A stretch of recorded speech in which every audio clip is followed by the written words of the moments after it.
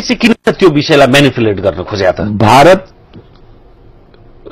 हमेशा, अब जब मैं ये बात कहता हूं तो मेरे बारे में कई तरह की बातें की जाती हैं। भारत के जो सत्ताधारी वर्ग है वो मुझे बिल्कुल भारत के खिलाफ मानने लगता है, लेकिन भारत जो रिमोट कंट्रोल से नेपाल की राजनीति चलाने का अभ्यस्त हो चुका है और यह अभ्यास उसका आज का नहीं है, सुगौली संधि के बाद से अब तक का दिल्ली समझौता से लेकर विरासत जी, और ये उसका जो कॉलोनियल माइंडसेट है ना, जो औपनिवेशिक मानसिकता है भारत के शासक वर्ग के, एक औपनिवेशिक मानसिकता है, क्योंकि 200 साल तक हम उपनिवेश रहे ब्रिटेन के, उस मानसिकता से भारत का शासक वर्ग मुक्ति नहीं पा सका है। और हमारे यहां के बुद्धिजीवी वर्ग ने भी कभी कोई सचेत प्रयास इस बात का नहीं किया कि डीकोलोनाइज करें माइंड को, यानी औपनिवेशिक मानसिकता को छोड़ने का काम करें। ये स्थिति तो थी ही।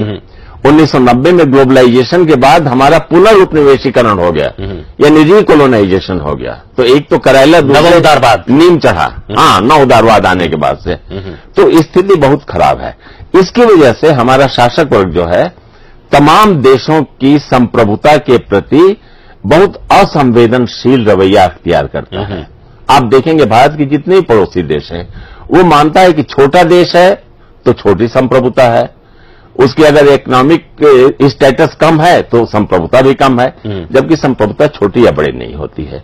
यही वजह है कि आज भारत के साथ तमाम पड़ोसी देशों के संबंध हमेशा खराब रहे हैं। त्यो फेरि भारतकै कारणले हो नि।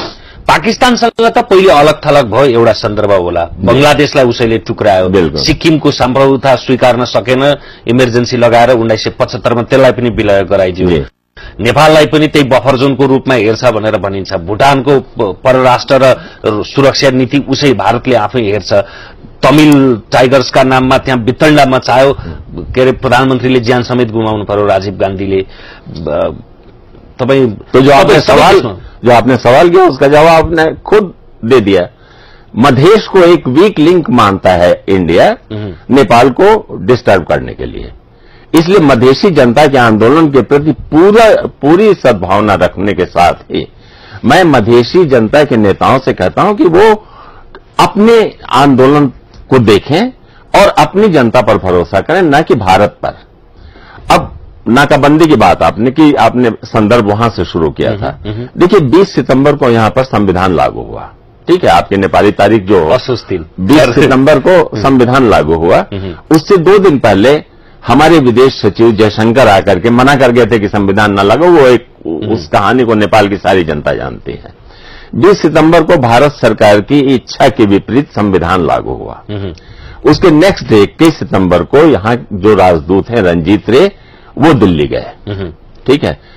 शाम को वहां से पता चला रात में 11 बजे, उस समय मैं यही था, खबर आने लगी तमाम SMS वगैरह कि नाकाबंदी, आर्थिक नाकाबंदी की सीमा पर रोक लिया गया है 21 सितंबर को।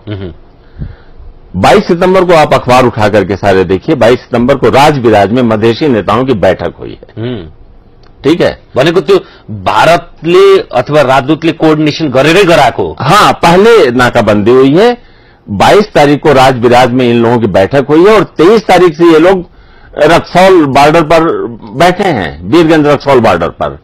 तो मैं कैसे ये मानूं कि ये नाकाबंदी इन लोगों ने की थी? हाँ, इनकी समस्याएं सब जेन्युइन है, लेकिन नाकाबंदी की शुरुआत भारत सरकार ने की। इसके प्रमाण है विदेश विभाग ने जो वहां से प्रेस रिलीज जारी किया था भारत सरकार के, उसमें यह लिखा गया था कि ट्रकों को रोक दिया गया है बॉर्डर पर और उनसे कहा गया है कि आप अपने मालिकों से नो ऑब्जेक्शन सर्टिफिकेट ले आवें कि अगर नेपाल की सीमा के अंदर तोड़फोड़ होती है तो उसकी जिम्मेदारी उनकी होगी। ध्यान दीजिए, नेपाल की सीमा के अंदर, यह नहीं कहा है कि सीमा पर, क्योंकि सीमा पर कोई नाकेबंदी नहीं थी, सीमा के अंदर। तो उनके खुद दस्तावेजों को देखने से ही पता चलता है कि नाकाबंदी उन्होंने रोक दिया ट्रकों को, ट्रकों की लाइन लग गई रात भर में। और वो तो जब इतने आज वो जमाना नहीं है कि कोई खबर छिप जाए, तमाम वो ट्विटर पर आने लगा, ट्रेंडिंग होने लगी, तब वहां पर बैठक राजविराज में भले ही उन्होंने किया होगा, लेकिन मुझे लगता है कि राजविराज में यह बैठक कराई गई और फिर दूसरे दिन से नाकाबंदी हुआ है। तर त्यस्तो के भयो र त्यस पछाडि भारतले फेरि आफैले लगाएको नाकाबन्दी आफैले फिर्ता लिनु पर्यो? बाध्य भएको कि कुनै त्यस्तो भित्री रूपमा सहमति भएको? नहीं, अंदर भी विरोध था और अंतर्राष्ट्रीय स्तर पर काफी इसका विरोध होने लगा था कि नेपाल जैसे ऐसे देश को, और दूसरे मैंने उस समय भी अपने एक इंटरव्यू में कहा था और ये बात और लोग भी कहते रहे कि भाई नेपाल ने एक संविधान बनाया है ना, नेपाल ने कोई एटम बम तो नहीं बनाया है कि आपने नाकाबंदी कर दी। एक संविधान बनाया है, भले आप उस संविधान से सहमत ना हो, और संविधान से असहमति के बावजूद आपको वेलकम करना चाहिए था। आप 20 सितंबर को भारत सरकार का जो संविधान पर पहली प्रतिक्रिया है उसकी भाषा आप देखिए, वो वेलकम वाली भाषा नहीं है, नोटिस वाली भाषा, नोटिस वाली भाषा है कि उन्होंने इसको नोटिस लिया है। तो भारत को जो उदारता दिखानी चाहिए थी वह उदारता उसने नहीं दिखाई और इस चीज की आलोचना हर जगह हुई।